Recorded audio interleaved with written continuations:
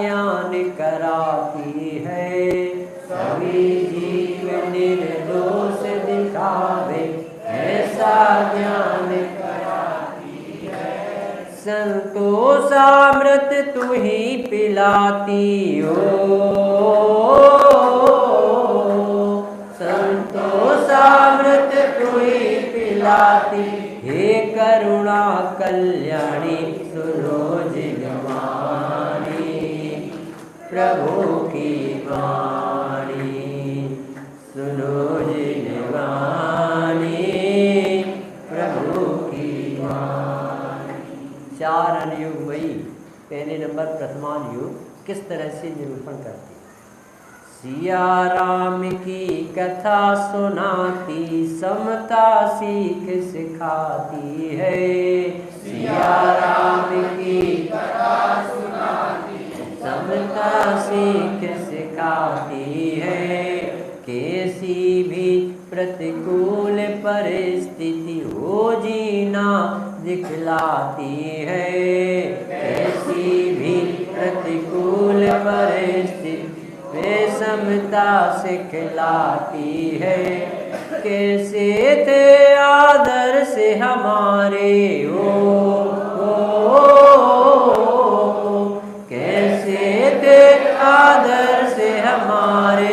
चलो मार्ग लासानी सुनो जिनवाणी, प्रभु की वाणी सुनो जिनवाणी, प्रभु की वाणी। करणान योग धर्म काटा हमको निश्चिंत बनाता है। करणान योग धर्म काटा हमको निश्चिंत बनाता है। कैसे बनाता है? जैसा बोया वैसा फलता, पर को दोष न देता है। जैसा बोया वैसा फलता, पर को दोष न देता है। समय समय सावधान रहो रे समय समय सावधान रहो रे। कर में रखे निगरानी सुनो जिनवाणी, प्रभु की वाणी सुनो जिनवाणी, प्रभु की वाणी।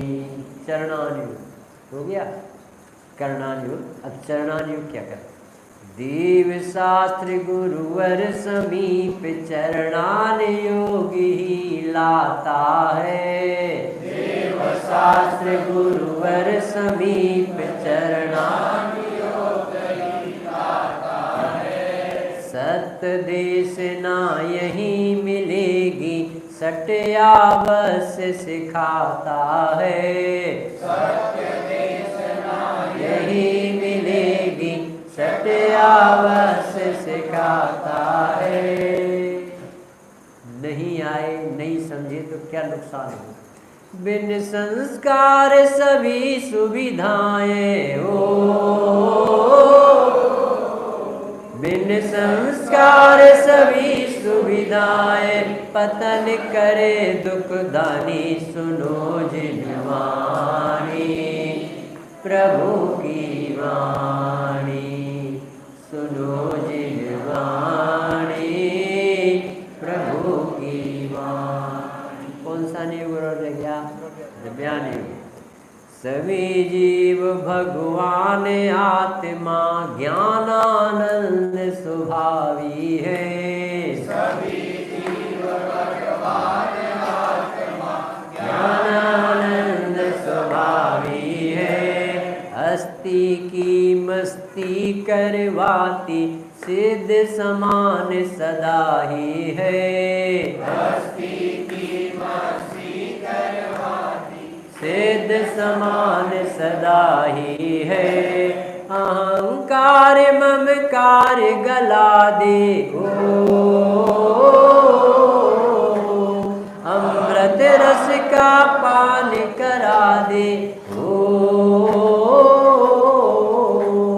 अमृत रस का पान कराती, ऐसी माँ कल्याणी सुनो जिनवाणी,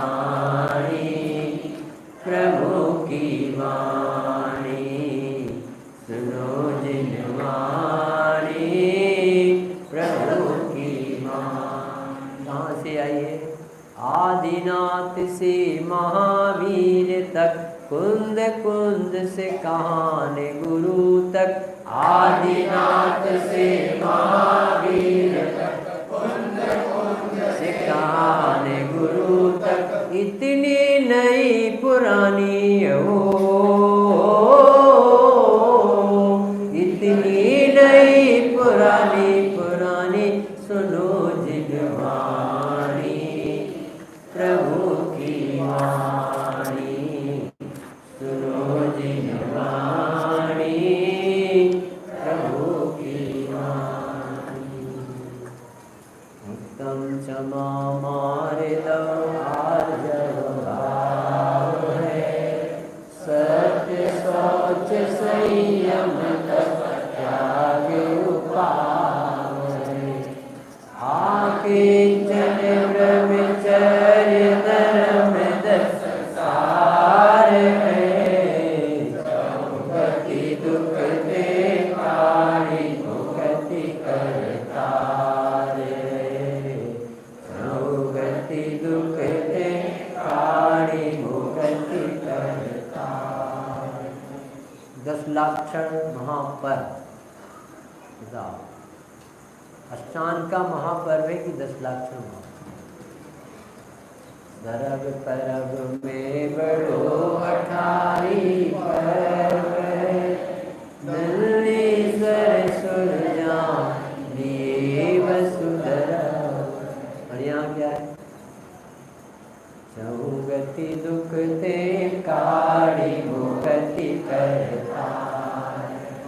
वो पर्व सम्यक दर्शन दे, और ये पर्व भगवान बना, वो पर्व देव बना, ये पर्व मुनिराज बना, ये पर्व गृहस्थ भी बना, ये पर्व चारों गतियों में मनाया जाए। वो पर्व अक्सर देव पर्याय में मनाया। नंदीश्वर स्वर जाय लिए वसुधरव है, और अपने लिए क्या लिखा? हमें सकति सो नाई, यहाँ करी स्थापना, पूजो जिन ग्रह प्रतिमा है हित। असंख्यातों देवों को सम्मिलित होता अष्टांग का, असंख्यातों देव। और इस पर में बहुत वैराग वीतरागता, ये प्रक्षालन का पर्व, चारित्र का पर्व, संयमी जीवों का। चेतन भाई ने सवेरे बताया तो मुनि राजों का पर्व। बाबूजी कहते थे कि अभी हमें मुनि होने जैसा भाव है। सब बैठे होते मुनि अर्ज का जैसे, कैसा आनंद आए, आनंद भोगने का पर्व। तो पर्व यानी जोड़े, गांठ को कहते पर्व, पर्व यानी जुड़ना। राष्ट्रीय पर्व राष्ट्रीयता से जोड़ो, धार्मिक पर्व धर्म से जोड़ो। तो ये पर्व शाश्वत पर्व। शाश्वत क्यों है? क्योंकि हर समय जीव दुखी नहीं होना चाहता, सुखी होना चाहता। तो ये सुखी होने का ही उपाय बताया, इसलिए शाश्वत सब जीव से धारण कर सकते। क्या है इसका उद्देश्य? क्रोधाधिक भाव का भाव हो और क्षमाधिक भाव की प्राप्ति। क्या कहा? क्रोधाधिक भाव का भाव हो, क्योंकि जीव से दुख सहे नहीं, और दुख होते हैं तो राग देश मोह से। तो पर्व यानी जोड़ना। धर्मात्मा जीव के पर्व धर्म आराधना से जोड़ते, और लौकिक जगत के पर्व भोगों से जोड़ते। मोहियों के पर्व काय से होते? मोह से जुड़े, खिलाना पिलाना। और ज्ञानियों के पर्व त्याग वैराग से जुड़े, आराधना से जुड़े, आत्मा की साधना से। अब अपन को ये पर्व मनाना कैसे मनाएंगे? तो इसमें पंडित सदा सुखदास जी ने 6वां भावना अधिकार लिखा, और उसमें पेज नंबर है 289, 289 उत्तम समाधान। अपन 4 लाइनें पढ़े लिए थे ध्यानंद राय जी ने, फिर इसका पढ़ेंगे। कितना मुश्किल से ये पर्व आता है, साल भर में एक बार आपको जगाने के लिए आता है। 3 बार मनाते, परंतु एक बार विशेष। उत्तम पीड़े दोषे अली बांध मार बहु करे, धरिए क्षमा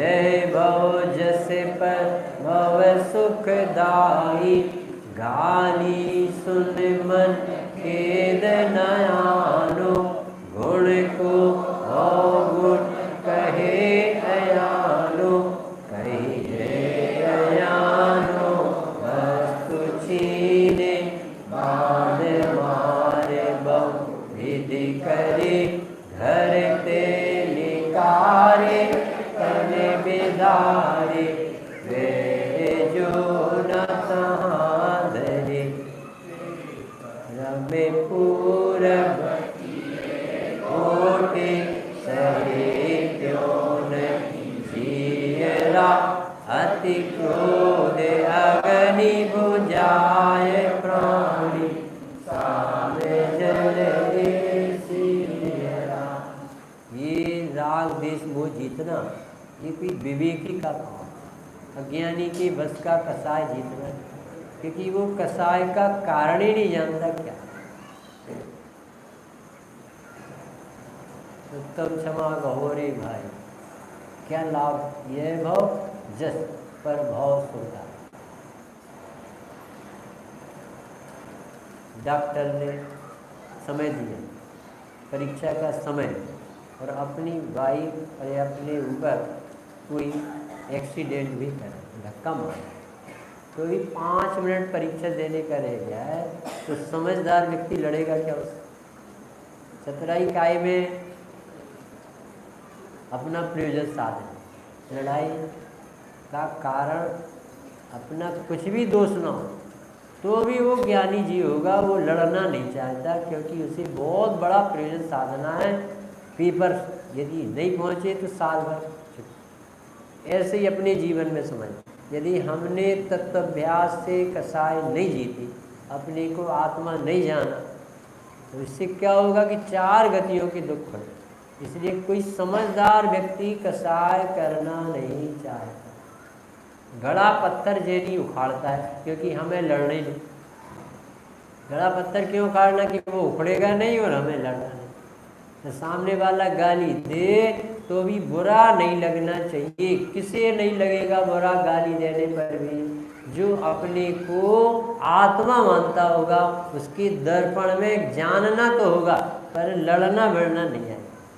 यदि आपने अपने को ज्ञाता आत्मा नहीं माना तो मनुष्य मानो, और मनुष्य मानते ही पर्याय बुद्धि से कसाय है। कसाय नहीं करना है तो अज्ञान दूर करना पड़ेगा।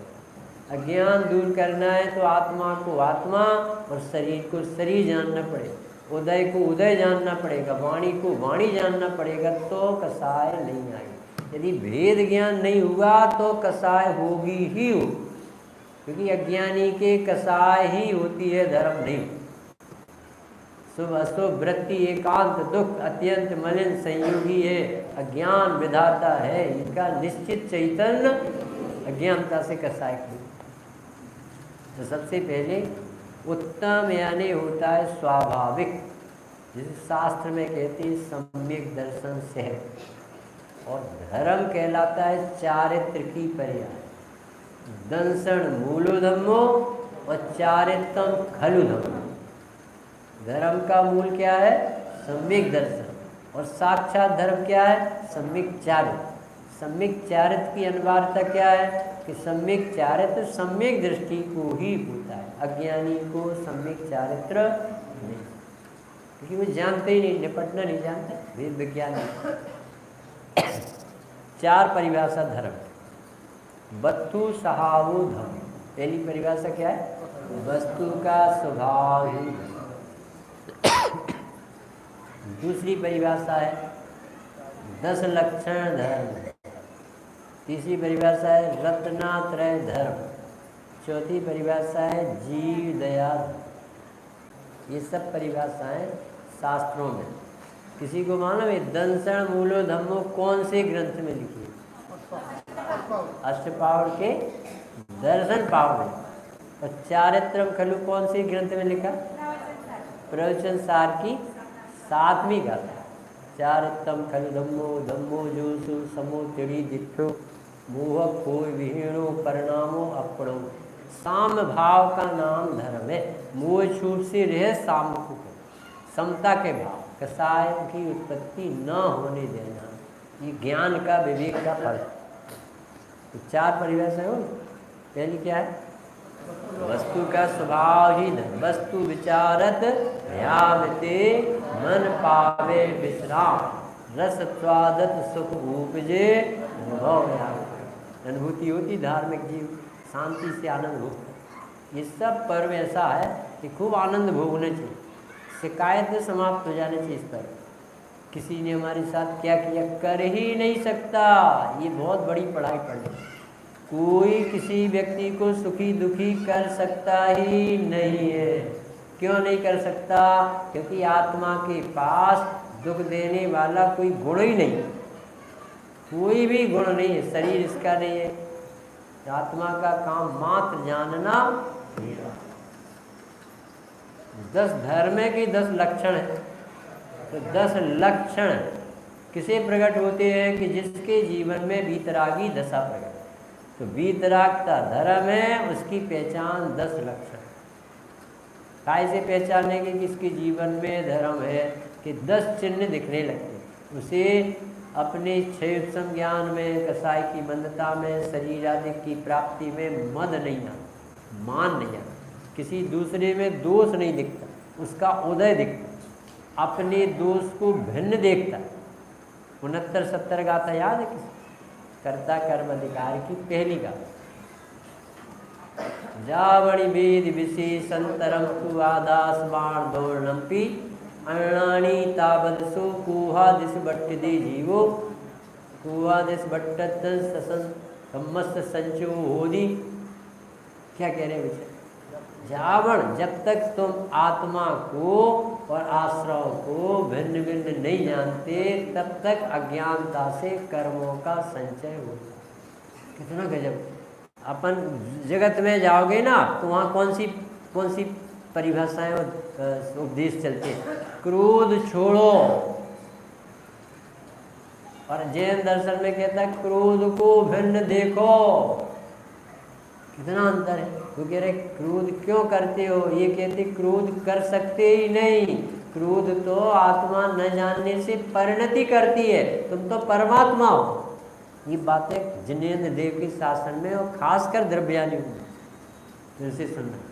अपनी परिणति में अभी क्रोध चल रहा है और क्रोध जाता है तत्व ज्ञान से। और सबसे बड़ा क्रोध है आत्मा की अरुचि। ये सदा संत कवि ने चौथी पूजा में ये लिखा कि देव शास्त्र गुरु सो अभिमान। भगवान के दरबार में आकर के भी मैं बोल रहा हूँ, मैं ये करता हूँ, मैं ये करता हूँ, इसे अनंतानुबंधी मान। धर्मात्माओं से अरुचि, ये क्रोध। आत्मा से अरुचि और धर्मात्माओं से अरुचि, ये क्रोध। बताइए ऐसी परिभाषा लिखी मिली कहीं? ये अरुचि यानी क्रोध दूर करना। तो क्रोध दूर करने के लिए क्या करना? कि अपने को जो परिणाम होते हैं पर्याय में, क्रोध मान माया लोभ आस रति आदि के परिणाम, इन्हें हटाना नहीं है बाबूजी, इन्हें भिन्न जाना। बहुत अच्छी राह देखो, कितनी गजब की बात। क्योंकि आपको जैसे बच्चा उधम करेगा तो आपको गुस्सा आएगी ही आएगी, रोक सकते ही नहीं। क्योंकि मुनि राजों के लिए ग्रस्त की भूमिका अनुसार परिणाम है। तो अब वो करेगा क्या कि भेद ज्ञान करेगा। कुछ क्रोध वो मेरा नहीं उपयोग केवल एक, मोह कुछ लगता नहीं उपयोग केवल एक। कौन सी गाता है? 36। मोह कुछ मेरा नहीं योग केवल। कैसी इलाज देखो आपको। अपन तो ये कहते चेतन भाई कह रहे हमें बहुत गुस्सा। आचार्य देव कहते तुझे बहुत ज्ञान होता है, तुझे पता कैसे चलने लगा कि मुझे क्रोध आता है? तेरा ज्ञान जागृत हो। क्रोध आया है और चला जाएगा, परंतु ज्ञान न कहीं से आता है और ना जाता है। ज्ञान बताने लगा कि क्रोध आता है, यानी अब ये दूर होने वाला। जिसे अपने पर्याय के दोष ही नहीं दिखते, उसे दोष दूर भी नहीं होंगे। क्योंकि दूर करने का उपाय तो भेद विज्ञान है। और वेद विज्ञान में दो पार्टी चाहिए, एक परमात्म तत्व चाहिए और एक पर्याय तत्व चाहिए। तो पर्याय में राग द्वेष मोह होते हैं, ये मेरे स्वभाव में नहीं होते, ऐसा जानने वाले के राग द्वेष छूट जाते। क्या गजब की विधि। 69 गाता जावणी, यानी जब तक विधि विशेष अंतरम, विशेष को और अंतर को, इनकी जाति भी न्यारी और इनके स्वभाव न्यारे, प्रदेश न्यारे, सब कुछ अस्तित्व नहीं। आदासमान, आत्मा और आश्रव दोनों दोनों में भेद ज्ञान पड़ा है, भेद पड़ा।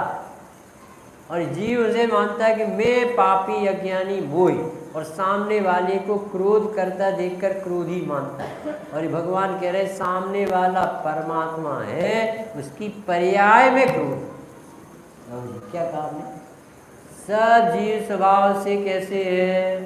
परमात्मा है, ज्ञाता दृष्टा आत्मनाम। और कसाई कहाँ हो रही है? उसकी पर्याय में। और हम किसे कसाई मानते रहे आज तक? परमात्मा को कसाई माना। द्रव्य को हमने पापी माना, और गुरुदेव श्री के आने से पता चला कि द्रव्य तो त्रैकालिक परमात्मा है, पर्याय में परिणति में पाप चला।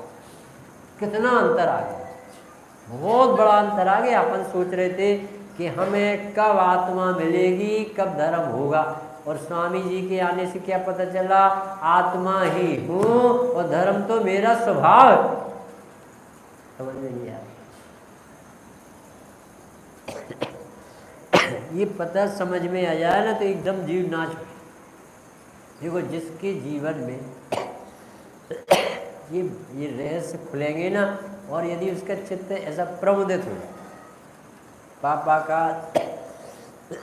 फोन आया कि बेटा 1 करोड़ की लॉटरी। तो लड़के ने फोन उठाया, तो वो क्या कहे? पापा मजाक करते, ऐसा कहेगा? पापा 1 करोड़ अपने, इतना कॉन्फिडेंस। पापा कह रहे हैं बेटा 1 करोड़ की लॉटरी। तो बेटा शंका नहीं करता, पापा 1 करोड़ मिल गया। ऐसे अपने सर्वज्ञ देव कह रहे हैं प्रत्येक जीव स्वभाव से भगवान, प्रत्येक जीव स्वभाव से परमात्मा। तू ज्ञायक त्रैकालिक ज्ञाता, शाश्वत चैतन्य परमात्मा। तेरे अंदर कसाय का, क्रोध का, मान माया, लोभ का, हास रति अरति शोक वेद जुगुप्सा आदि भाव का प्रवेश वर्जित है, नो एंट्रेंस। इन परम पारणामिक भाव, ज्ञायिक भाव में प्रमत्त प्रमत्त पने का एंट्रेंस नहीं। कहाँ से खबर आई है? सिमंदर भगवान, महावीर भगवान, कुंद भगवान, अमृतचंद भगवान, गुरुदेव भगवान, इनने समय सार पढ़कर ये बताया कि आत्मा क्रोधी नहीं होता है, आत्मा तो भगवान ज्ञाता होता। क्रोध कहाँ होता है? आत्मा न जानने वाली परिणति में क्रोध होता है। तो परिणति के क्रोध को हम कहाँ लगा रहे थे? आत्मा में, द्रव्य में। और आचार्यों ने क्या कहा कि द्रव्य को नहीं जानने का नाम क्रोध। मैं भूले स्वयं के वैभव को, और ममता में अटकाया हूँ। अब निर्मल सम्यक नीर दिए, नित्या मन लोले आया। ये भ्रांति टूट गई थे पर मनाना था। ये आत्मा अपन को ज्ञाता लगने लगा। वो जैसे आप सफ़ेद कपड़ा पहन के आए, कुर्ता, और यहाँ से एक लाइट पड़ी और उसमें पीला पर्दा लगा, तो ड्रेस आपकी सफ़ेद वाली कैसी दिखेगी? पीली। लाल लगा दे तो लाल, काली, पीली ऐसी दिखेगी। जबकि कैसा है वो? वाइट। वो दिखी कैसी? दिखता कैसा है और है कैसा? समझे? भगवान कहते क्या है और प्रयोजन क्या है? कहते हैं कि क्षमा प्रकट करो, क्रोध का अभाव करो, ये उपदेश। और उसका उत्तर है कि अपने को क्षमा स्वभावी देखो तो क्रोध उत्पन्न ही नहीं। बहुत गजब की विधि है सिर्फ भगवान के शासन। यदि ये विधि ना अपनाते तो पारसनाथ को कभी कमठ के प्रति क्षमा भाव नहीं। यशोधर मुनिराज को श्रेणक के प्रति क्षमा नहीं आती, फिर उसे करता धरता पापी देखते तो उसके प्रति द्वेष करते और संसार बढ़ता है। ये पारसनाथ को यशोधर मुनिराज को, गुरुदत्त मुनिराज को, पांडवों को सामने वाले पदार्थों के प्रति क्रोध क्यों नहीं आया? बताओ, क्रोध क्यों नहीं? क्योंकि वो कर्ता नहीं है उस घटना के। क्यों नहीं है? क्योंकि उनका स्वभाव नहीं है वो कार्य करना। फिर वो घटना तो घटी, लोहे के जेवर गर्म करके पहनाए, वो घटना तो घटी कि नहीं? तो वो घटना पुद्गल द्रव्य का परिणाम है। उस समय पैरों में बेड़ियां पड़ना है, ऊपर सिगड़ी रखना है, ये कौन कर रहा? पुद्गल द्रव्य। और वो कमठ क्या कर रहा? वो अपने परिणाम बिगाड़। और यहाँ मुनिराज के ऊपर सिगड़ी रखी होने पर क्रोध क्यों नहीं आ रहा? क्योंकि वो इस शरीर को अपना नहीं मानते, उस सामने वाले को कर्ता नहीं मानते, शरीर को अपना नहीं मानते और आत्मा को अपना मानना भूलते नहीं, तो कहाँ हो सकता? इतना वैज्ञानिक बिंदु है, इससे कसाई है। ये बात समझ में आ गया तो अपन को समझो गुरुदेव मिल गए, समय सार मिल गया और अपना सिद्ध सलाह पर नंबर लग। सब जी हिम्मत नगर के सिद्ध भगवान बनेंगे। क्यों बनेंगे? क्योंकि सब अपने आप को क्रोध ही नहीं परमात्म तत्व ज्ञाता तत्व देखेंगे तो भगवान बने बिना नहीं। और नहीं देखेंगे तो ऐसी भाषा नहीं बोल। स्वामी जी से पूछते थे भव का भव, तो वो कहते थे भव भव की बात मत करना, अपने को ज्ञाता दृष्टि है। बहुत बड़ा वो इलाज है, बहुत बड़ा है। अब देखो स्वामी इसमें सदा सुखदास जी क्या कहते हैं, कितनी गजब की भाषा। अब उत्तम क्षमा गुरु के स्वरूप का वर्णन करें। क्रोध बेरी का जीतना, उत्तम क्षमा कैसा है? क्रोध बेरी इस जीव के निवास स्थान, संयम भाव, संतोष भाव, निराकुलता के भाव, सम्यक दर्शन, रत्नों के भंडार, उन्हें जलाने के लिए अग्नि के समान है। यश का नाश कर देने वाला है। अपयश रूप कालिमा का को बढ़ाता है। धर्म अधर्म का विचार क्रोधी व्यक्ति के नष्ट हो जाता है। क्रोधी के मन वचन काय अपने बस में नहीं रहते। बहुत दिनों की प्रीति को क्षण मात्र में बिगाड़कर महान बैर उत्पन्न करने की ताकत बता सकते।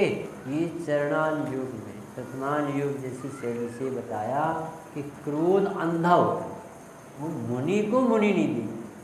700 मुनिराज के चारों तरफ आग लगाई तो किसने? क्रोध में सवार चारों मंत्रियों। उन्हें ये नहीं समझ में आता था कि ये मुनि नहीं है, भगवान है। ये मुझे खुद भगवान देखते हैं, बताते हैं और अभी थोड़ी देर बाद यही गुरु बन जाएंगे। तो पहले उसने अवसर किया था जब बर्मा राजा के साथ गया, उज्जैन की बात। और अब वही हस्तिनापुर में उपद्रव किया। पहले देवों ने उसके हाथ कीले तब भी समझ में नहीं आया और सारी दुनिया ने थू थू। पर अंधा होता ना, क्रोध समझने नहीं चाहता। और अब 700 मुनिराजों की चारों तरफ अग्नि लगाई तो अभी उसे समझ में नहीं आया कि इतने शांत हैं तो ये कैसे? क्योंकि बाहर से ज्ञान नहीं होता है। यदि होता तो 700 मुनि सामने खड़े हैं, उसे तो कब का दिमाग में ज्ञाता बना जाए।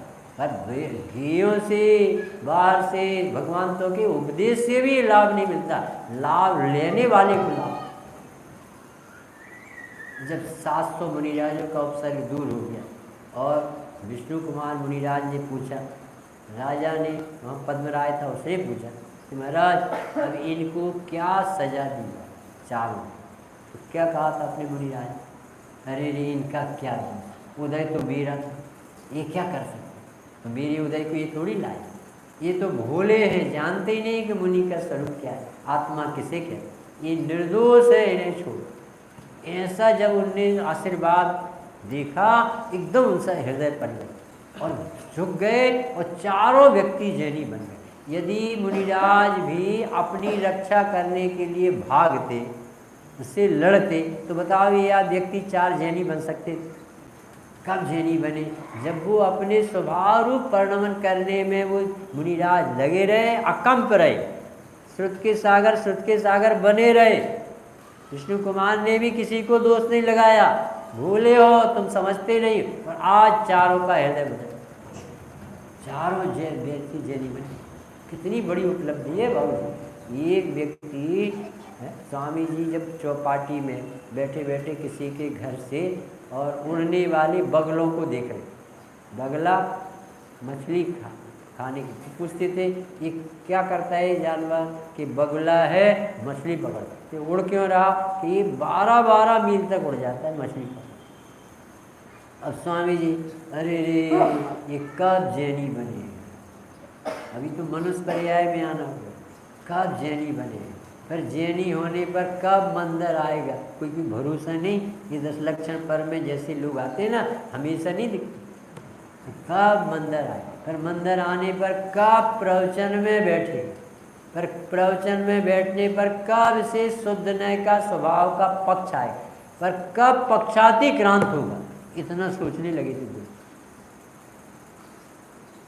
अब सोचो अपने बारे में क्या सोचो, इन जीवों को कैसे रुझ जाए आप, अपना परमात्मा ज्ञाता इसके ऊपर कोई उपसर्ग कर सकता नहीं, तो कराए कैसे आए बताओ बाबू जी आप बताना।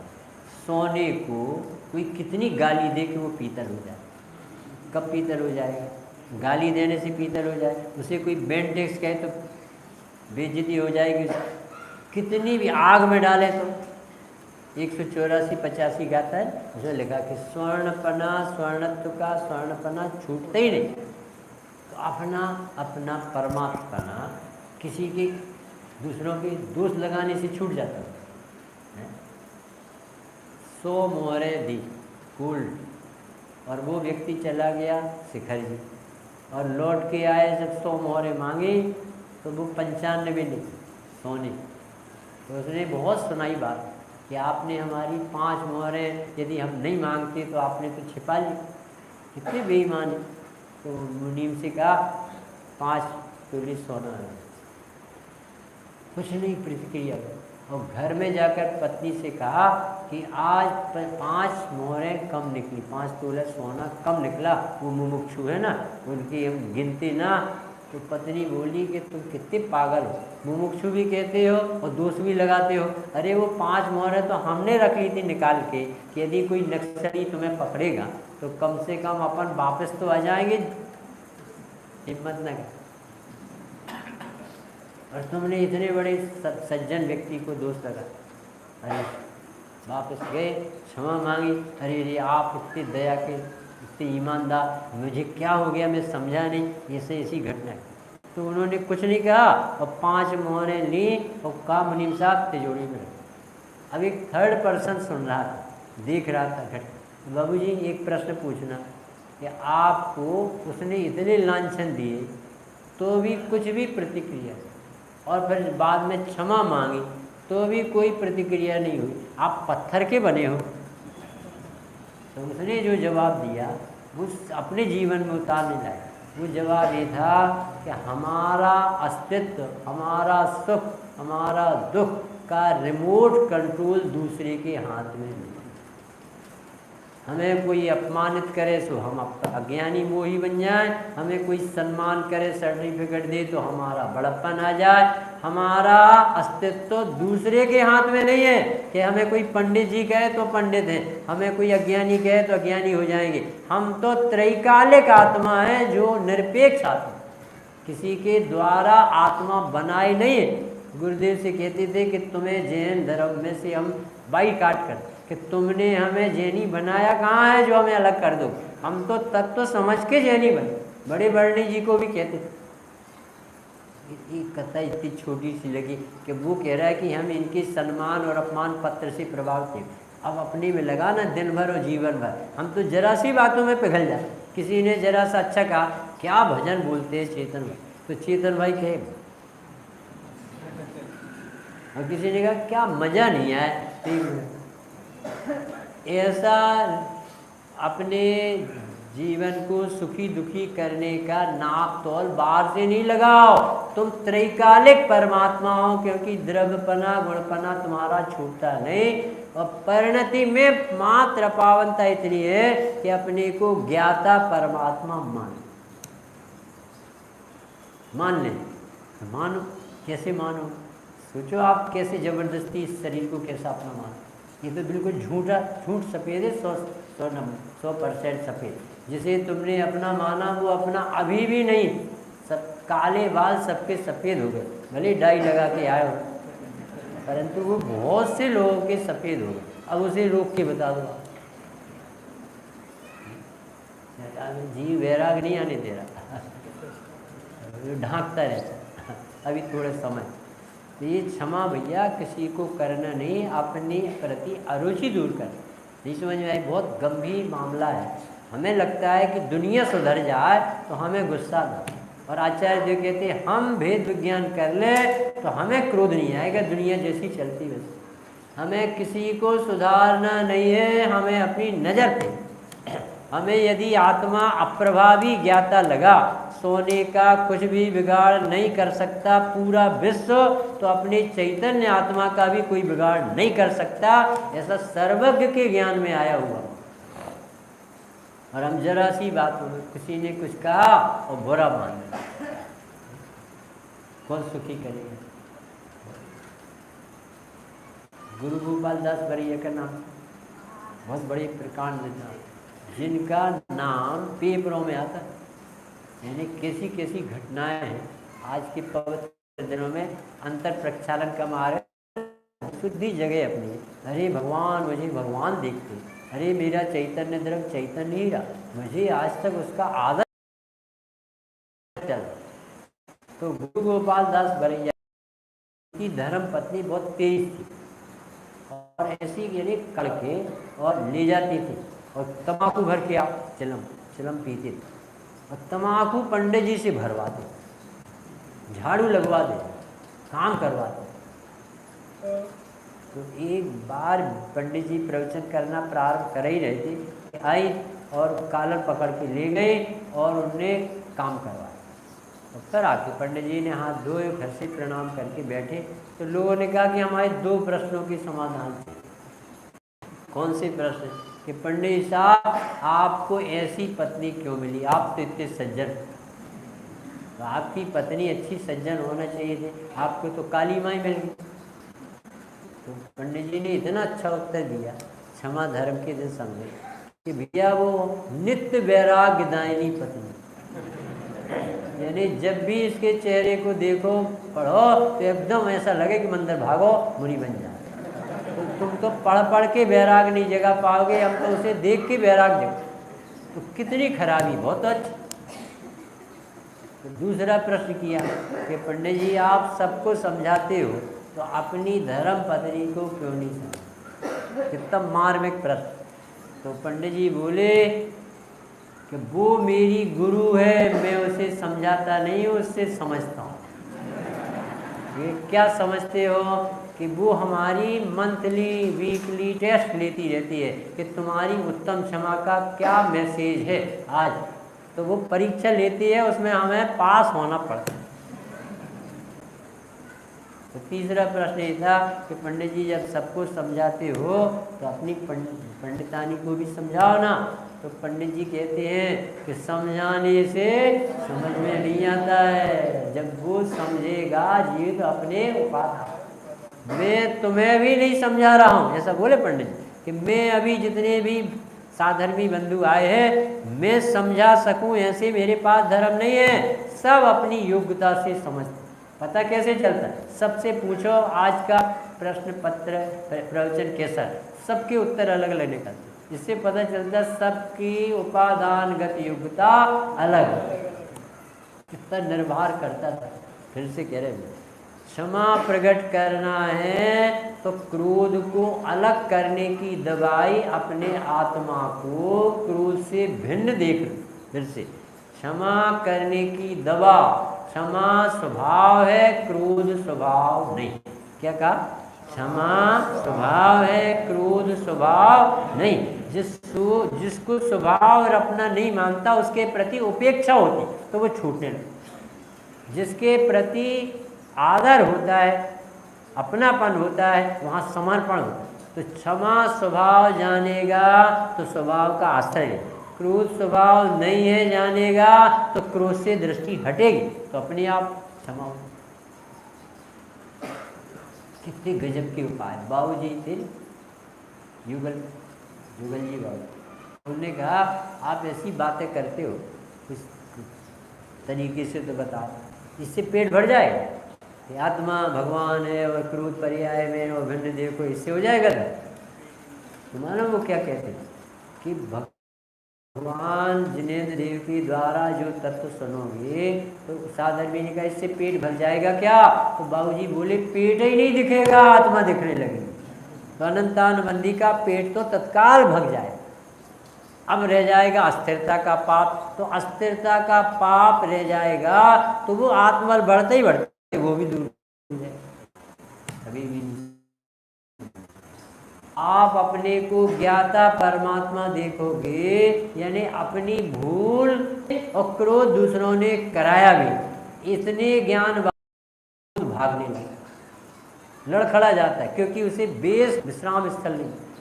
और यदि आपने अपने स्वभाव को क्रोधी माना एक, और दूसरे को क्रोध का कारण माना, तो अब इस व्यक्ति का कभी क्रोध नहीं जाए। अनंतानुबंधी का नहीं समझ में आया।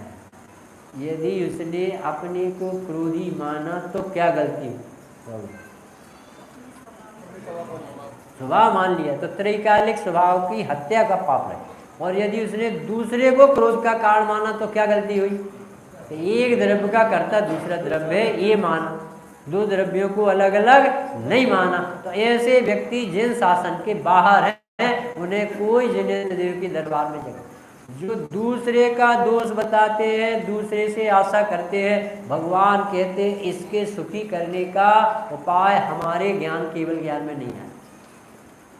अपने सुख के लिए चेतना पर के मुख को ताकती और अपने दुख के कारण को भी पर में सदा तपासती। ऐसा व्यक्ति कौन है? तो उसको कहते हैं ये तोता है ना, नलनी पर बैठा है और इसे उड़ने का स्वभाव अभी भी है, परंतु जैसे ही वो लटकता है तो सोचता है कि अब हमारा अपहरण हो गया, अब हम यहाँ से नहीं निकल सकते। क्यों? हमें इसने पकड़ लिया है। तो बताओ इसने पकड़ लिया है कि खुद पकड़े हुए है? और मानता क्या है? इसने पकड़ लिया। अब कैसे जीते?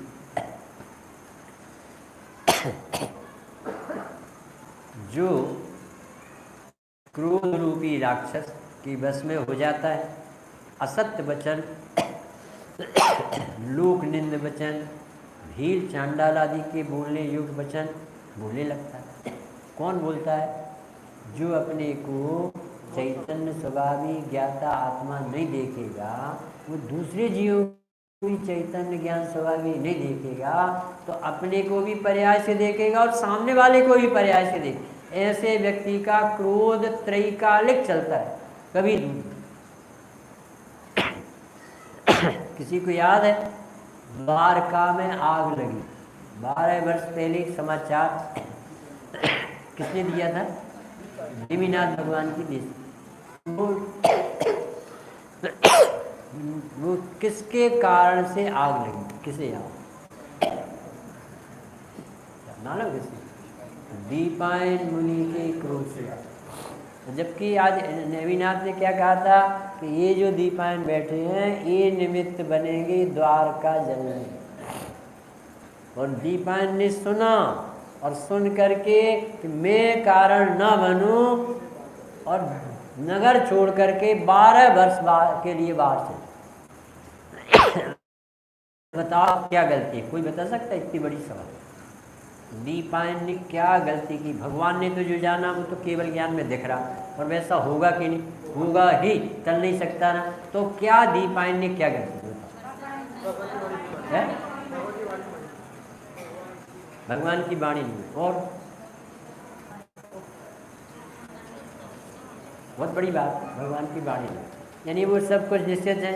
माने तुम्हारी वाणी में जैसा जो तत्व दिखाया है, जो होना है सो निश्चित है, केवल ज्ञानी ने गाया है। क्या गलती की? उस पर तो श्रद्धा ला न सका, परिवर्तन का अभिमान किया, बनकर परे का करता अब तक सबका ना प्रभु सन्मान। नहीं समझ में आया? बताओ क्या गलती की, बताओ बहन है? एक तो भगवान की वाणी नहीं बनी, दूसरी क्या है? उसे पहले जलाने वाला कर्ता मानता था, अब बचाने वाला कर्ता बना। भगवान ने तुम्हारी वाणी में जैसा जो तत्व दिखाया है, जो होना है सो निश्चित है केवल। इतने बड़े भगवान ने बताया जिनको कोई भी तराकता में आँच नहीं, सर्वज्ञता में कमी, उस पर श्रद्धा नहीं, बचाने का कर्तव्य। ये तो एक नास्ती से हो। बताओ और भी बड़ी बात है जो अभी आप सब समझ लो। कौन सी ऐसी बात थी जो दीपायन मिस कर गया और अपन भी मिस कर गए? बताओ, ये बात समझ में आ जाएगी तो उत्तम क्षमा का पर्व सार्थक है। हाँ, बहन जी को याद है, देखो जैसे वो जलाने वाला बने तो आकुले थे, इतना बड़ा पाप मेरे सिर पे क्यों, तुम्हें बचा, तो बचाने वाला करता बने तो भी कर।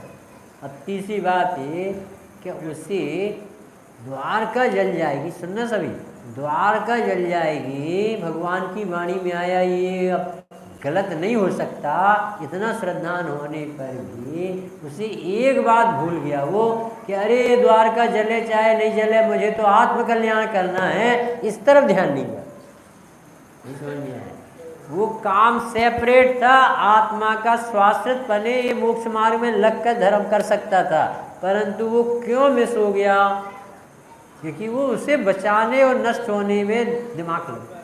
ये दीपचंद जी सेठिया हुए ना, दीपचंद जी सेठिया, तो दीपचंद जी सेठिया ने लिखा कि मावा घर में रखा था और एक कुत्ता उसे पकड़ने आए, खाने आए, तो वो उसने गलती ये की कि कुत्ता को भगाने गया, तब तक दूसरा कुत्ता आया और उसका मावा लेके चला गया।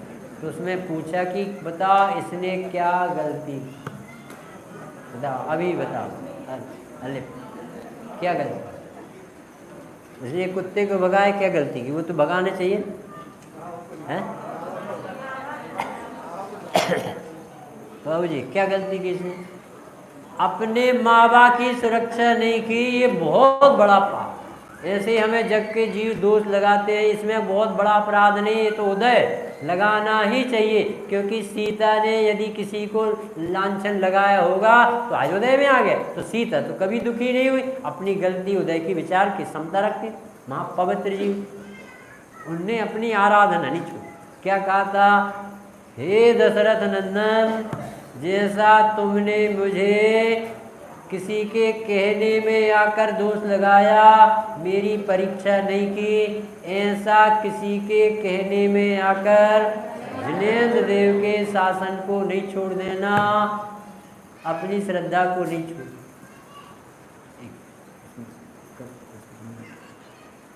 मैनेजर की परीक्षा और 10 आदमी को जो इंटरव्यू लेना, वो सब आए और एक एक बैलून सबके थे और कहा कि जो बैलून सुरक्षित लाएगा हम उसे मैनेजर बनाओ। तो सब 10 आदमी थे और एक कमरे में रोक दिए थे, सब एक दूसरे के बैलून को फोड़ने में लगे। तो सब ने एक दूसरे के बैलून फोड़ डाले। अब बताओ मैनेजर किसी? तो फिर मैनेजर ने कहा मूर्ख हो तुम मैनेजर बनने लायक। क्यों साहब गलती क्या हो? क्या काम ये करना था, अपने बैलून की सुरक्षा करना थी, ये तो गए एक तरफ दूसरे के फोड़ने में लगे। कितनी मूर्खता।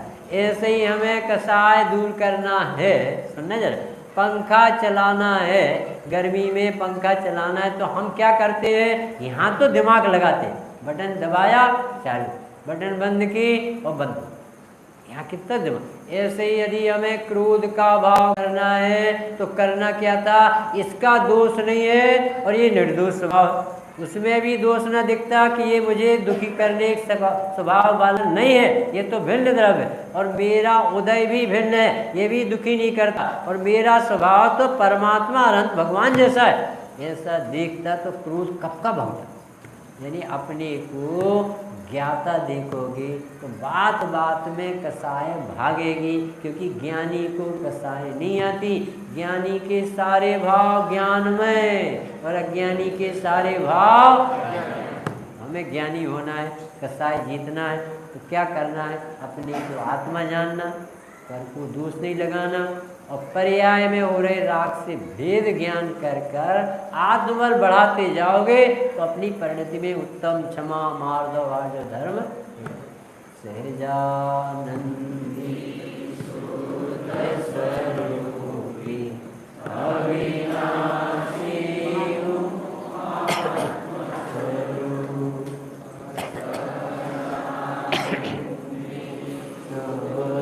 स्वरूपी अविनाशी हूँ आत्मस्वरूप सहजा